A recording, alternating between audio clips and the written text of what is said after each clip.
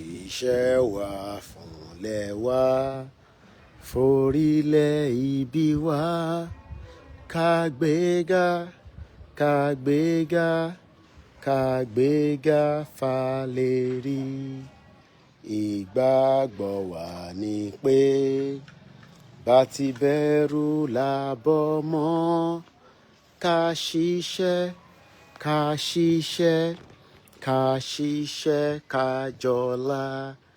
Ìṣọ̀kan àtòmìnira ní kẹ́jẹ́ ká máa lépa. Ìtẹ̀síwájú fọ̀pọ̀ ire àtòhun tó dára. Ọmọ Oòduà dìde, bọ́ sípò ẹ̀tọ́ rẹ. Ìwọ ni ìmọ́lẹ̀ ògo adúláwọ̀. Ṣòrórùn tó ràn ní ẹ̀yìn mi yìí, òrùn tẹ́ ń wò yẹn tó wà lókè tẹ́yìn tó ń shine, òrùn yẹn sì máa dé gbogbo ibi tí ẹ kó dé. Ìwọ tó ń dáùtì pé ilẹ̀ Yorùbá ò ní dúró, nílẹ̀ Yorùbá tá wà yìí, ilẹ̀ Yorùbá máa dúró láṣẹ Èdùmàrè, láṣẹ àwọn tó ní ilẹ̀ náà, láṣẹ Odùduwà, Ọ̀rànmíyàn, gbogbo ìtàn pè ní òòṣà ilẹ̀ Yorùbá á tì wá lẹ́yìn, adélẹ̀ lérí. Mo kí bàbá wa Professor Akíntóyè, kò ní sú yín, kò ní rẹ̀ yín bàbá, bí ẹ ṣe ń báṣẹ́ yẹn lọ, ọba Elédùmarè á tì yín lẹ́yìn, á wà pẹ̀lú yín, àájọ délẹ̀ lérí.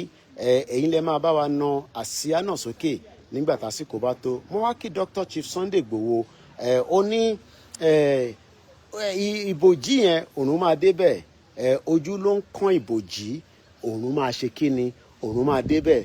Tí o bá wo ẹ̀gbẹ́ mi báyìí, ẹ máa rí ìbòjì, àbí bẹ́ẹ̀ kọ́, ẹ máa rí ìbòjì. Sórí ìbòjì tó ń rí yẹn, òun ń bọ̀ níbẹ̀, òun yẹn ń bọ̀ níbẹ̀ ní ilẹ̀ Yorùbá tá wà yìí, òun ń bọ̀ níbẹ̀. Sórí ìwọ tó ń sọ pé irọ́ ni, kò ṣeé ṣe, ilẹ̀ Yorùbá láwa ṣì wà yìí, àìtí lọ́sẹ̀. Mo ní no retreat, no surrender. Láṣẹ Èdùmàrè, bẹ́ẹ̀ fẹ́ bẹ́ẹ̀ kọ̀, Yorùbá nation òun nìkan lọ́nà àbáyọ. Mo ní ẹ̀yin olóṣèlú, ẹ máa sá 440 nílẹ̀ Yorùbá tá wà yìí, àjọ máa gbóná ojú ara wa. À ń sọ fún yín pé ká gbalẹ̀ wa, ká pa ìtàn pè ní Yorùbá country.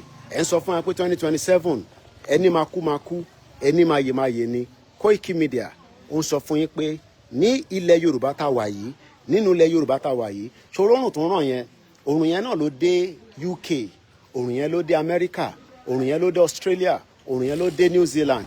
Àmọ́ gbogbo ohun tí a fi rí àṣeyọrí ṣe nínú ilẹ̀ Yorùbá kò ju pé the fraudulent 1914 amalgamation.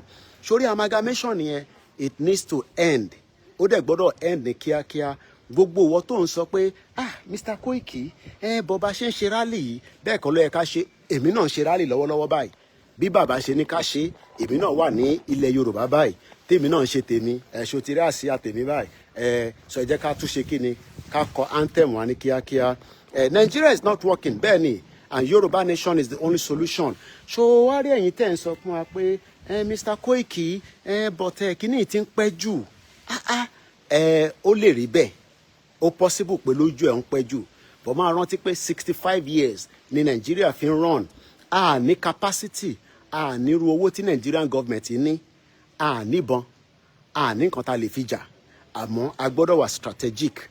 Sórí bí ṣe ń káàkiri, tèmi náà ń lọ láti Kwara, tí mò ń wọnú Kogi state, tí mò ń káàkiri, gbogbo ibi tí mò ń lọ yẹn, a lọ ń ṣe tán pè ní consultation. A lọ ń bá àwọn tó yẹ ká bá sọ̀rọ̀ kó lè dìde.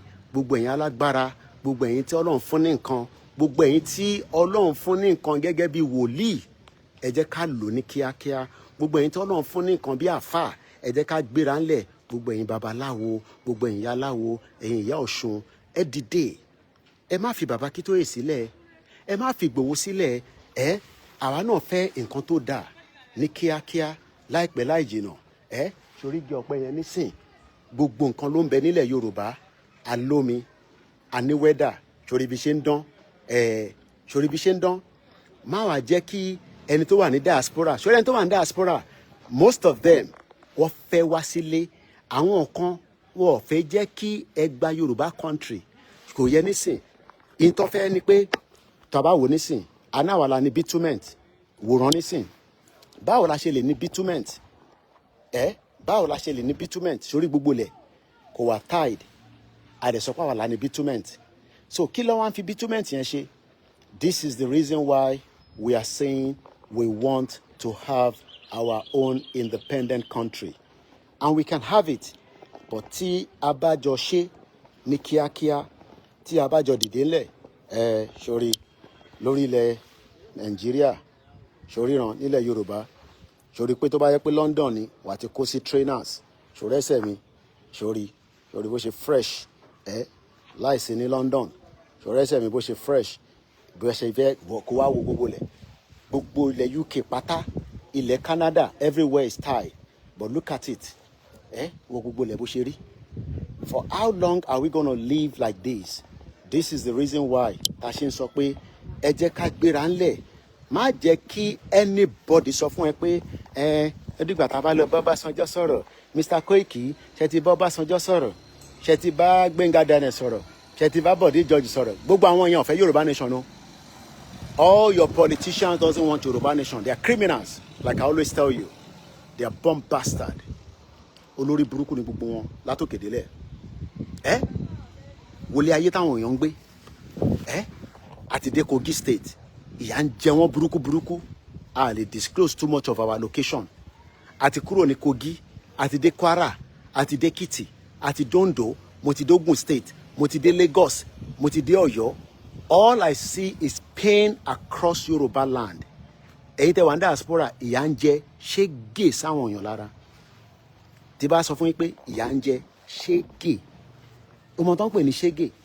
Yẹn kúrò lábẹ́ ọ̀run díẹ̀, ọ̀run yẹn ó ṣe tó bá mọ tó ń pè ní ṣégè. Sórí ìwọ tó wà nílé tètè support Yoruba nation. Ọ̀rọ̀ 2027 kọ́ ló wà nílẹ̀ yìí o. Anybody talking about 2027 they are bomb bastard. Àtúngbèrà báyìí nísìn à ń lọ́wọ́ mọ́tò ọlọ́run máa fi ṣẹ̀ṣọ́ mi lágbára ọlọ́run. Mo kẹ́yìn tó wà ní diaspora mo kí bàbá Kítóyè mo kí Ẹ̀mọ̀lá mo kí bàbá wa George Akínọlá mo kí Ajagun mo kí Kọ́míṣọlá kò gbọ́dọ̀ kú mo kí mọ́mísì mi mo kí àwọn ìyàwó mi mo kí àwọn ọmọ mo kí gbogbo yín lẹ́ẹ̀kan sí. A máa débẹ̀. We are working round the clock. I can tell you that. Lágbára Elédùmarè, Yoruba nation, no retreat, no surrender. God bless us all. Bye for now.